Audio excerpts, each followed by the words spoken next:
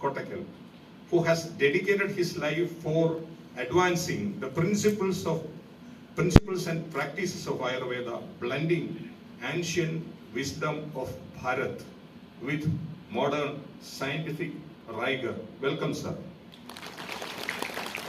I welcome Padma Shri awardee Dr. M.R. Rajagopal, the distinguished professor of anesthesia, who is widely regarded as the father of palliative care in India.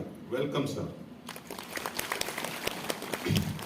I welcome Sri S. Somanath, Secretary, Department of Space and Chairman, Space Commission, whose strategic vision and unwavering commitment to excellence have propelled ISRO to new heights, orchestrating the landmark missions such as Chandrayaan and Suryayan, which have expanded